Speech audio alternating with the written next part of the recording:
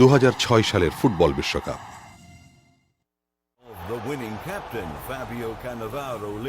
Final ম্যাচে ইটালির defender Marco মাতারেজ্জির স্লেজিংয়ে মেজাজ হারিয়ে ফেললেন ফ্রান্স দলের ক্যাপ্টেন জিনেদিন জিদান। ফুটবলের বদলে ঢুস দিয়ে বসলেন মাতারেজ্জির বুকে। ফলাফল, পুরো টুর্নামেন্টে পারফরমেন্সে তুঙ্গে থাকা জিদান জীবনের শেষ বিশ্বকাপ শেষ করলেন অসম্মানজনকভাবে লাল কার্ড দেখে।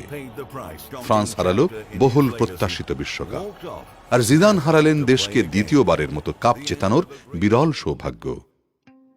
নিন্দা, অপমান, হতাশা আর সুযোগ হারানোর সবকিছুর নেপথ্যে ছিল রাগ।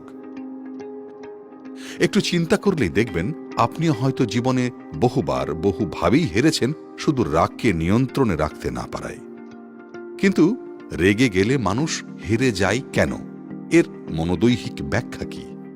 আমরা যখন রেগে যাই, ব্রেনের অ্যামিগডালা অংশটি তখন মনে করে আমরা বোধহয় কোনো বিপদে পড়েছি।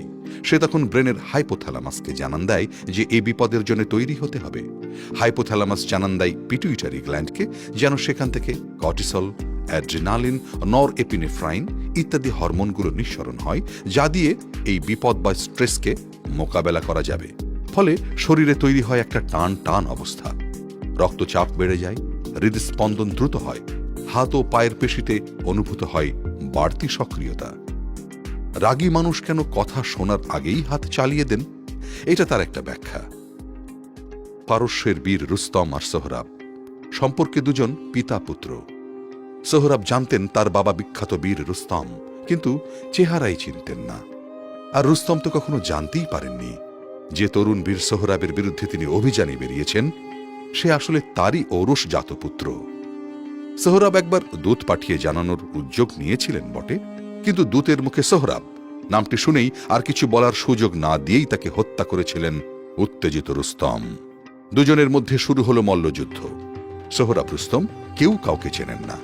প্রবল এবং দীর্ঘ সে যুদ্ধে পরম শত্রু ভেবে যাকে প্রতি মুহূর্তে ঘায়েল করার চেষ্টা করছেন সে যে তারই বাবা বা ছেলে কেউই জানতে পারেননি সে কথা।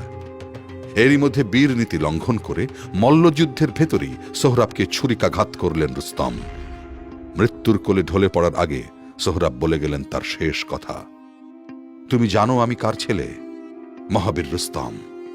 আমার পিতা রুস্তম যদি জানতে পারেন যে তুমি বীর নীতি লঙ্ঘন করে তার পুত্রকে হত্যা করেছ, তাহলে তুমি তার হাত থেকে বাঁচতে পারবে না। কিন্তু ততক্ষণে সব শেষ। রাগে অন্ধ রুস্তমের নিজের হাতেই খুন হল তার নিজের ছেলে। আমাদের মস্তিষ্কের যে অংশটি কপালের মধ্যভাগে অবস্থিত তার নাম প্রিফ্রন্টাল কর্টেক্স। সিদ্ধান্ত গ্রহণ, পরিকল্পনা প্রণয়ন এবং ভালো মন্দের ফারাক ও কাজের পরিণাম বোঝার মতো গুরুত্বপূর্ণ কাজ করে এই অংশটি। রেগে গেলে এই অংশের কার্যক্ষমতা কমে যায়, ফলে আপনি ভুল করেন, ভুল সিদ্ধান্ত নেন। এজন্যই চীনা প্রবাদ বলে, রাগান্বিত অবস্থায় কখনো চিঠি লিখতে বসো না। সম্রাট চেঙ্গিস খানের ছিল এক পোষা বাজ পাখি। আগের দিনে শিকারীরা শিকারের সময় প্রশিক্ষিত বাজ পাখি সাথে রাখতেন। শিকারীর চোখের ইশারা পেলেই বাজ পাখি উড়ে যেত আকাশে। খরগোশ বা হরিণ দেখতে পেলে নেমে আসত, আর তাকে দেখে শিকারীও তীর ধনুক নিশানা করতেন। তো এই বাজ পাখিটি ছিল চেঙ্গিস খানের খুব প্রিয়। শিকারে গেলেই তিনি তাকে সাথে রাখতেন। একবার জঙ্গলে শিকারে গিয়ে কোনো কারণে চেঙ্গিস খান দলছুট হয়ে পড়েছিলেন। নিজের ঘোড়া আর বাজ পাখি এই দুটি ছাড়া আর কেউই ছিল না তার সাথে। পথে যদিও চেনা ছিল, কিন্তু দুর্গম পথে আসতে তার বেশ সময় লাগছিল। এমন সময় প্রচণ্ড তৃষ্ণা পেল তার। এদিকে দাবদাহে সব ঝিরি নালা শুকিয়ে গেছে। উঁচু এক ঝর্ণা থেকে কোনো রকমে চুইয়ে পড়ছে অল্প অল্প পানি। নিজের পাত্রটা বের করে সম্রাট তাই ধরতে লাগলেন। বেশ অনেকক্ষণ পর যখন তা পান করার মতো যথেষ্ট হলো, মুখ লাগাতে যাবেন, এমন সময় বাজ পাখিটা ওপর থেকে ছোঁ মেরে এসে ফেলে দিল পাত্র। সম্রাট ভাবলেন পাখিটা বুঝতে পারেনি, ওড়ার গতিকে নিয়ন্ত্রণ করতে পারেনি বলেই এমনটা হলো। দ্বিতীয়বার পাত্র ভরলেন।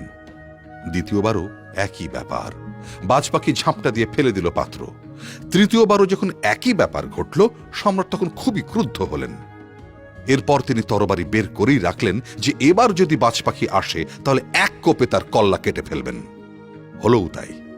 এবারও যখন বাজ পাখিটা নেমে এসেছে পাত্রটা ফেলে দেবার জন্য, চেঙ্গিস খান ঝটকায় তরবারি চালিয়ে পাখির ধড় থেকে মাথা আলাদা করে ফেললেন এক নিমিষে। এরপর সম্রাটের রোখ চেপে গেল, যে করেই হোক এই পানি তিনি খাবেনি। ঘোড়া নিয়ে খাড়া উঠতে শুরু করলেন পাহাড়ের মাথায়, যেখান থেকে ঝর্ণাটা বইছে। অনেকক্ষণ পর যখন শেষমেশ উঠলেন, দেখেন প্রকাণ্ড এক বিষধর সাপ মরে পড়ে আছে জমাট পানিতে, আর তার বিষ মিশছে ঝর্ণার পানিতে। এই বিষাক্ত পানি খেয়ে যাতে সম্রাট মারা না যান, সেজন্যই বাজ পাখি বারবার পানি ফেলে দিচ্ছিল।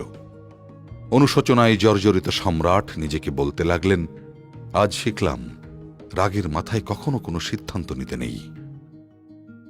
একটা ব্যাপার হয়তো আপনি খেয়াল করেছেন যে রাগের মুহূর্তে এমন অনেক কিছুই আপনি বলেন যার কথা পরে আর মনে থাকে না। কেন জানেন? কারণ মস্তিষ্কের গুরুত্বপূর্ণ অংশ হিপোক্যাম্পাস এ সময় ধীর হয়ে যায়, আর হিপোক্যাম্পাসের অন্যতম কাজ হল স্মৃতি ধরে রাখা ও নতুন স্মৃতি তৈরি করা। ফলে সবসময় যারা রেগে থাকেন দেখবেন তাদের স্মৃতিশক্তিও কম। প্রকাশিত রাগের পাশাপাশি অপ্রকাশিত রাগ মানে ক্ষোভ, ঘৃণার ক্ষতিও কম নয়। বলা হয় ক্ষোভ হচ্ছে এমন একটি বিষ যা আপনি নিজে পান করেন আর আশা করছেন মারা যাবে আপনার প্রতিপক্ষ। একবার এক বিষধর সাপ চলার পথে হঠাৎ একটি তরবারির ধারালো অংশের সাথে তার শরীর লেগে যায়।